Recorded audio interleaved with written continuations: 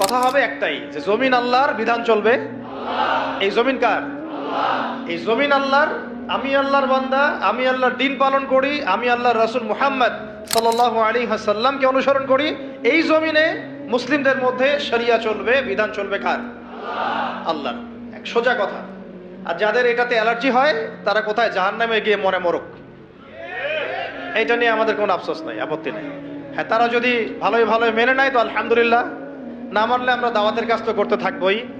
আর যদি তারা আমাদের উপর জুলুম করতে আসে, আমরাও প্রতিবাদের ভাষা বেছে নেব ইনশাআল্লাহ। কারণ বিপ্লব বা অভ্যুত্থান কখনো কনফ্লিক্ট ছাড়া হয় না। এর প্রমাণটা আমাদের ছাত্র ভাইরাই দেখাই দিয়েছে।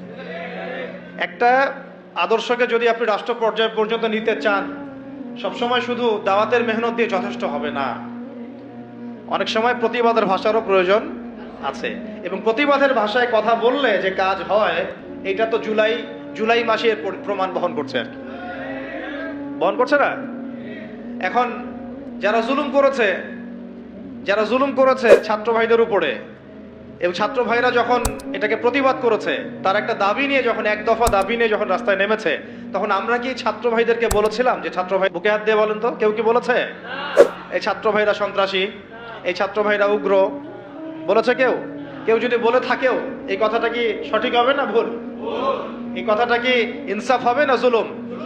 বরং এই ছাত্র ভাইরা ছিল মাজলুম, তাদেরকে নির্বিচারে গুলি করে হত্যা করা হয়েছে। এর পরবর্তীতে তারা এই পদক্ষেপ নিয়ে রাস্তায় নেমেছে। প্রথমে তো তারা নামে নাই, নেমেছিল না। এখন একটু একটা বিষয় খেয়াল করে দেখেন, গণতান্ত্রিক পদ্ধতিতে এইরকম কনফ্লিক্টগুলোকে কিন্তু আজ সন্ত্রাসবাদ এগুলো বলি না, বলি? এই গণতান্ত্রিক পদ্ধতিতে এই ধরনের কনফ্লিক্টগুলোকে, এই যে কনফ্লিক্ট বুঝেন কিনা, কনফ্লিক্ট মানে এই যে সংঘর্ষগুলা, এইগুলোকে কিন্তু আমরা জঙ্গিবাদ, সন্ত্রাসবাদ, মৌলবাদ বলছি না। কিন্তু এই ছাত্র ভাইদের জায়গায় যদি রাস্তায় আমি, আপনি, ওলামায়ে কেরাম থাকতাম, তাহলে আমাদেরকে তারা বলতো এরা মৌল এবং সন্ত্রাসী। ধোঁকাবাজি, বুঝতে পারছেন? ঠিক এই ঘটনাটাই ঘটেছিল শাপলা চত্বরে। এরকমই ঘটনা।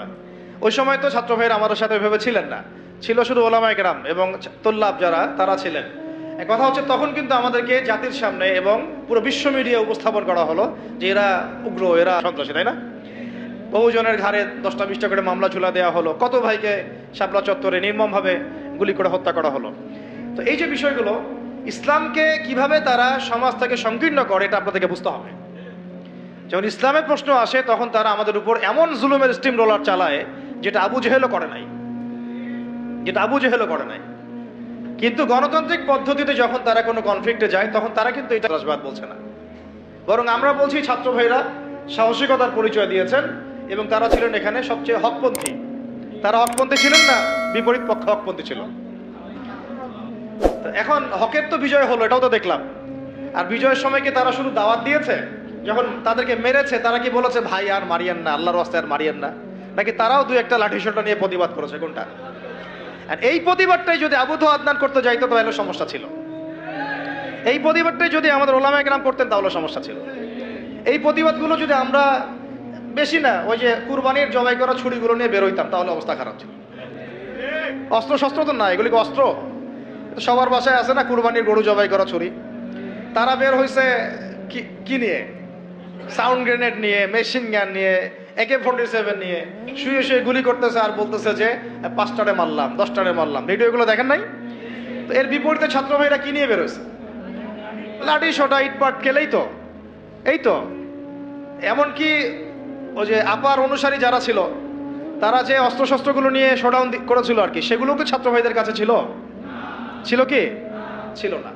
এমনকি মেয়েদেরকেও মার খেতে হয়েছে, তাই না? কথা হচ্ছে, এর যদি 10% ওলামায়ে কেরাম কেউ করতো, তাহলে সারা দুনিয়া জুড়ে একটা ইস্যু তৈরি করা হতো যে বাংলাদেশ একটা মৌলবাদী রাষ্ট্র হয়ে গেছে।